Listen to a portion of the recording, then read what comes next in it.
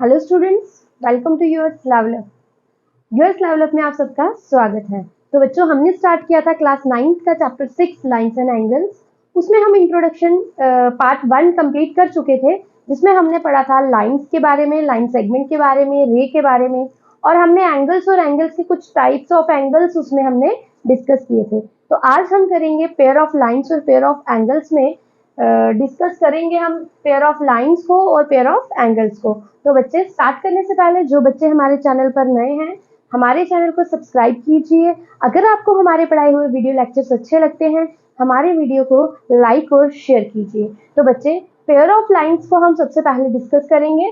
तो pair of lines में हमारे पास कुछ इस तरह के पेयर ऑफ लाइंस आते हैं, जैसे इंटरसेक्टिंग लाइंस। इंटरसेक्टिंग लाइंस हम किस पेयर ऑफ लाइन को कहेंगे? इंटरसेक्टिंग लाइंस हमारी वो लाइंस होती हैं जब हमारी दो लाइंस आपस में कट करती हैं, इंटरसेक्ट करती हैं किसी एक कॉमन पॉइंट पे, उसी को हम कहते हैं, उसी पेयर ऑफ लाइंस को हम कहेंगे इंटरसेक्टिंग लाइंस। जैसे बच्चे, एक हम पेयर ले लेते हैं जो एक लाइन जो है उसमें दूसरी लाइन को इंटरसेक्ट कर रही है एक कॉमन पॉइंट पे, और ये वो कॉमन पॉइंट है जिसपे ये दोनों लाइंस आपस में इंटरसेक्ट कर रही हैं।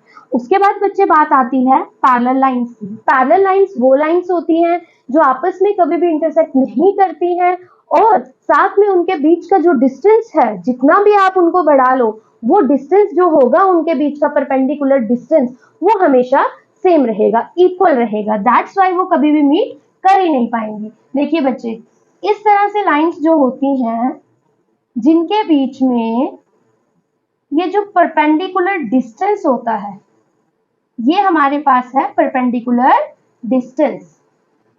ये जो है ये इक्वल रहेगा थ्रू आउट। जितना मर्जी इन लाइंस को आप बढ़ा लीजिए, एक्सटेंड कर लीजिए, ये जो डिस्टेंस है ये इक्वल रहेगा, और ये आपस में कभी मीट नहीं करेंगी, इंटरसेक्ट कभी नहीं कर पाएंगी। इन्हीं लाइंस को हम कहते हैं, इन पेयर ऑफ लाइंस को हम कहेंगे parallel lines. When two lines do not intersect each other at a common point and have equal perpendicular distance throughout, they are said to be parallel lines. उसके बाद बच्चे हमारे पास next pair जो आता है वो होता है परपेंडिकुलर लाइंस का। अब परपेंडिकुलर लाइंस कौन सी लाइंस होती हैं बच्चे? इस केस में हमारी लाइंस इंटरसेक्ट तो करती हैं, बट जहां पर उनका इंटरसेक्शन होती है, उन लाइंस की जो इंटरसेक्टिंग पॉइंट होता है, वहां पर जो ये लाइन है वो 90 डिग्री का एंगल बनाती है। कैसे बच्चे? जैसे सपोज ये आपके पास एक लाइन है, इसको इंटरसेक्ट कर रही है, ए बी लाइन को इंटरसेक्ट कर रही है हमारी लाइन सी डी लाइन हमारी ए बी को इंटरसेक्ट कर रही है, और जहां पर ये इंटरसेक्ट कर रही है, जिस पॉइंट पे ये इंटरसेक्ट कर रही है, इस पॉइंट पे जो लाइन है ये बनाएगी हमारे पास 90 डिग्री। उन्हीं लाइंस को हम, उन्हीं पेयर ऑफ लाइंस को हम कहेंगे बच्चे परपेंडिकुलर लाइंस। इस केस में हमारे पास दो लाइंस इंटरसेक्ट तो करेंगी, बट ये इंटरसेक्ट जहां पर करेंगी, इंटरसेक्टिंग पॉइंट पे, उस इंटरसेक्शन पॉइंट पे ये एंगल बनाएंगी 90 डिग्री का।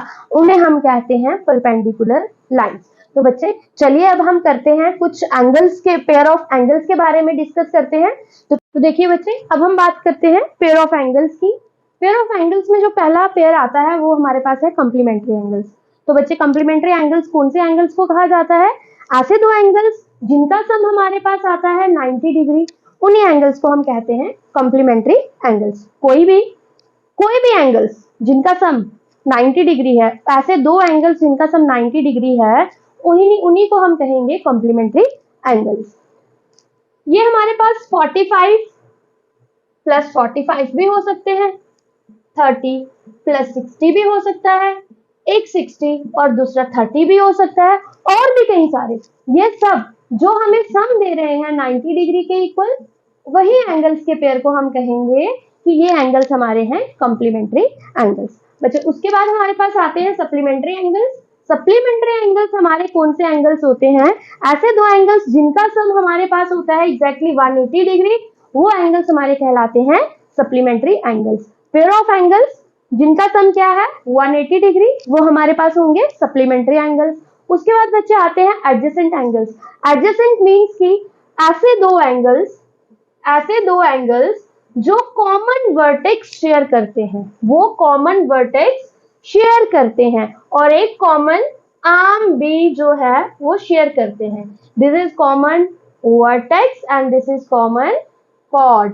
तो ये एंगल और ये एंगल आपस में कहलाएंगे हमारे पास एडजेसेंट एंगल्स, जो बिल्कुल साथ में लगते हैं, उनका वर्टेक्स कॉमन है, एक आर्म भी उन दोनों एंगल्स की जो है वो कॉमन है, वही कहलाते हैं हमारे पास एडजेसेंट एंगल्स। उसके बाद बच्चे हमारे पास आते हैं linear pair angles. Linear pair angles कौन से एंगल्स होते हैं? ऐसे एडजेसेंट एंगल्स जो सप्लीमेंट्री होंगे, ऐसे एडजेसेंट एंगल्स जो सप्लीमेंट्री होंगे, वो साथ में तो लग ही रहे होंगे, उनका वर्टेक्स तो कॉमन होगा। जैसे देखिए बच्चे, हमारे पास ये एक एंगल है, ये हमारे पास एक पेयर ऑफ एंगल है। देखिए अब इनके पास ये जो वर्टेक्स है ये कॉमन वर्टेक्स है और ये जो आर्म है ये कॉमन आर्म है, बट ये जो है अगर इनका सम 180 डिग्री आ जाएगा तो यही एडजेसेंट एंगल्स हमारे बन जाएंगे लीनियर पेयर एंगल्स।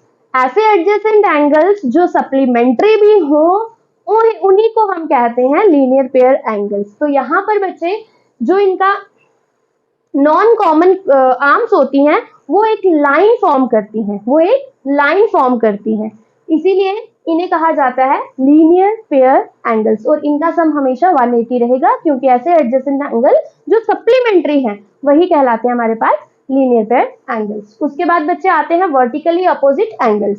जब आपके पास कोई दो लाइंस आपने देखा होगा इंटरसेक्ट करती हैं, हमारे पास जब लाइंस इंटरसेक्ट करती हैं तो हमारे यहाँ पर एंगल्स फॉर्म होते हैं, जैसे ये और ये। ऐसे एंगल्स जो वर्टिकली अपोजिट होंगे एक दूसरे के, जो वर्टिकली क्या है? अपोजिट है, आमने सामने है, उन्हीं एंगल्स को हम कहते हैं वर्टिकली अपोजिट एंगल्स। और ये एंगल हमेशा क्या होते हैं? Equal. Vertically opposite angles are always equal. तो बच्चे ये हमने किया पेयर ऑफ एंगल्स के बारे में।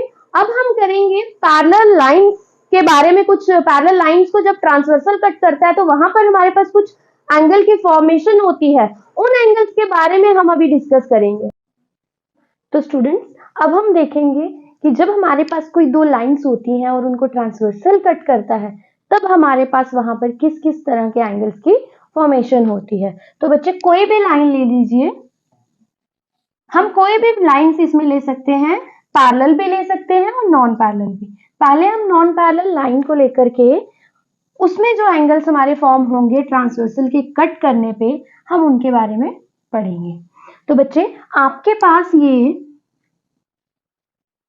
ए और बी कोई लाइंस हैं, ए और बी कोई लाइंस हैं और ट्रांसवर्सल हमने लिया है एल।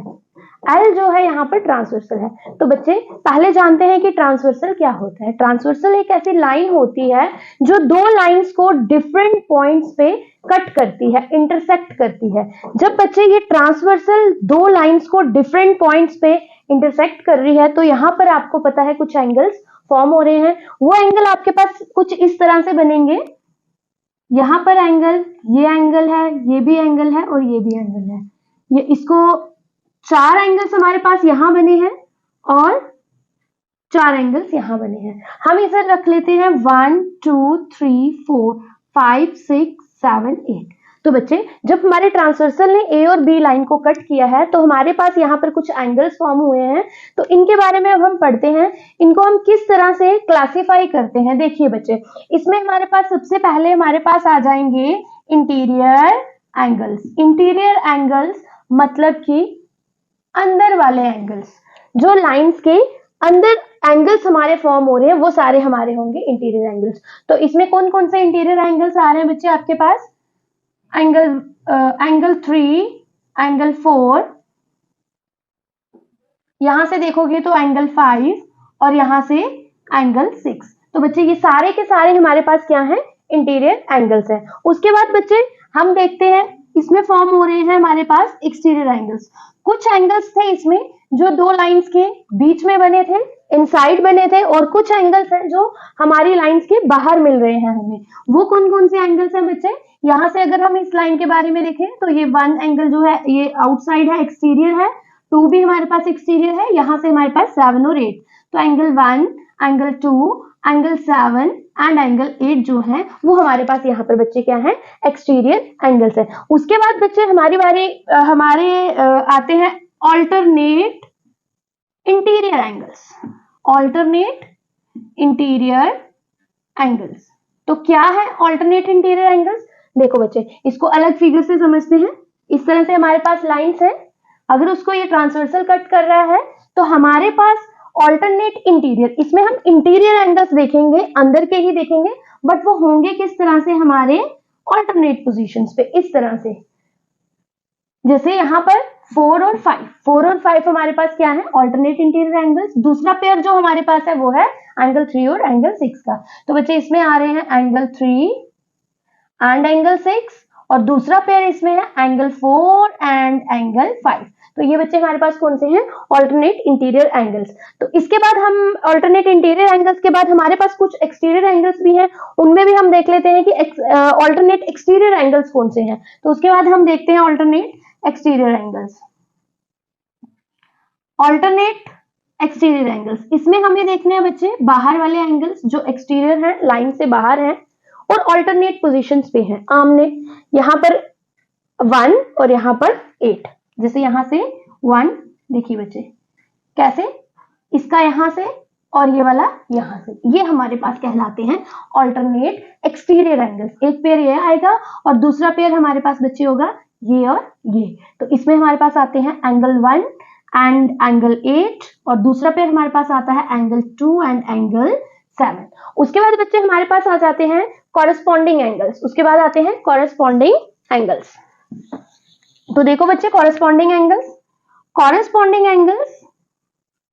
कौन से होते हैं, कॉरेस्पॉन्डिंग एंगल्स बच्चे इस तरह से, जब हमारे पास कोई दो लाइंस हैं, उसे कोई ट्रांसवर्सल कट करता है, इसकी पोजीशन देखिए, ये रिलेटिव पोजीशन, अगर ये इस लाइन के अकॉर्डिंग ये एंगल ऊपर का ले रहे हैं, तो इस लाइन के अकॉर्डिंग भी इसका एंगल हमारा ये ऊपर से होना चाहिए।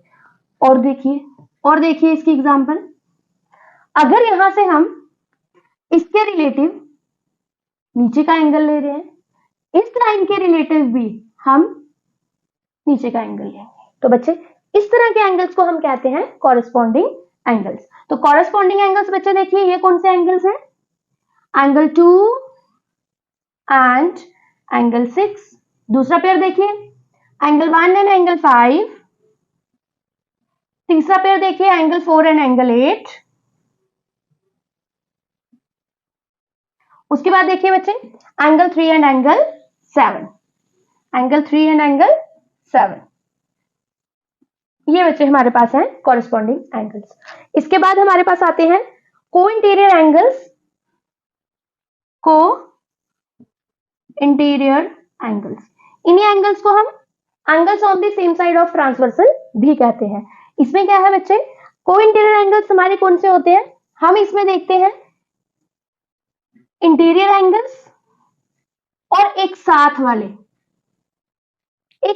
वाले, जैसे ये वाला और ये वाला। यहां पर अगर आप देखोगे 4 और 6 आपस में क्या है, ये को इंटीरियर एंगल्स। 3 और 5 को इंटीरियर एंगल्स। तो कौन कौन से हैं बच्चे, 4 एंड 6। दूसरा पेयर हमारे पास है 3 एंड 5। तो इस तरह से हमारे पास ये एंगल्स बनते हैं, interior angles, exterior angles, alternate interior angles, alternate exterior angles, corresponding angles and को इंटीरियर एंगल्स। ये तो बच्चों हमने कर लिया नॉन पैरेलल लाइंस के लिए, बट अगर हम यही लाइंस चेंज करके पैरेलल लाइंस ले लेते हैं तो इनके बीच में कुछ रिलेशनशिप बन जाता है, अब हम उसे समझते हैं।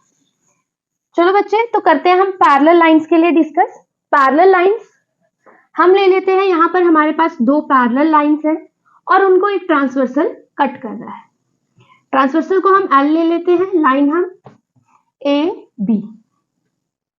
तो देखो बच्चे, जैसे कि ट्रांसवर्सल जब कट करता है तो यहाँ पर हमारे कुछ एंगल्स फॉर्म होते हैं, वो एंगल्स हम ले लेते हैं 1 2 3 4 5 6 7 8। तो देखो बच्चे, अब मैंने यहाँ पर जो दो लाइंस ली थी, लाइन ए और लाइन बी, ये आपस में क्या है, पैरेलल है। जब हमारे पास line A is parallel to B and L is transversal.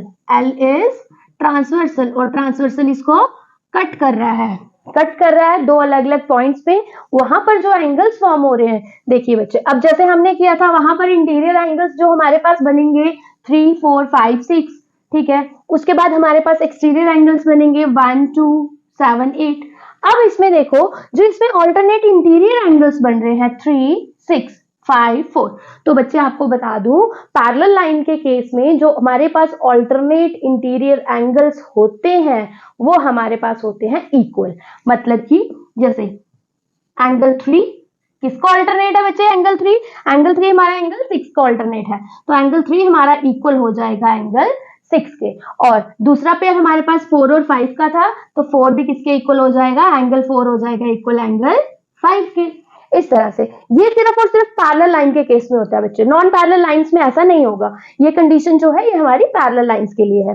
उसके बाद बच्चे जो हमारे पास ऑल्टरनेट एक्सटीरियर एंगल्स होते हैं वो भी इस पैरेलल लाइंस के केस में क्या होते हैं? इक्वल होते हैं। यहाँ पर हमारे पास एक्सटीरियर एंगल 1 और 8 थे, तो angle 1 is equal to angle 8, और दूसरा पेयर हमारे पास 2 और 7 का था, angle 2 is equal to angle 7। Alternate interior angles भी इक्वल है, ऑल्टरनेट एक्सटीरियर एंगल्स भी इक्वल है in case of parallel lines, जब हमारा ट्रांसवर्सल कट कर रहा है हमारी पैरेलल लाइंस को। उसके बाद बारी आती है बच्चे कॉरेस्पॉन्डिंग एंगल्स की। तो कॉरेस्पॉन्डिंग एंगल्स भी हमारे पैरेलल लाइंस के केस में इक्वल होते हैं। तो कौन कौन सा पेयर था हमारे पास कॉरेस्पॉन्डिंग? अगर यहां से 1 लेते हैं तो यहां से लेते हैं 5, तो 1 इज इक्वल टू एंगल 5। दूसरा pair angle 3 is equal to angle 7। तीसरा पेयर 2 इज इक्वल टू 6 और 4 इज इक्वल टू एंगल 8। तो ये कौन से थे? ये हमारे पास हैं ऑल्टरनेट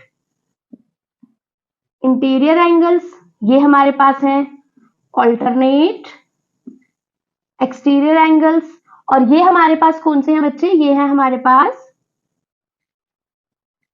कॉरेस्पॉन्डिंग एंगल्स। तो ये बच्चे हमारे पास पैरेलल लाइंस के केस में हमारे पास इक्वल आते हैं कॉरेस्पॉन्डिंग एंगल्स।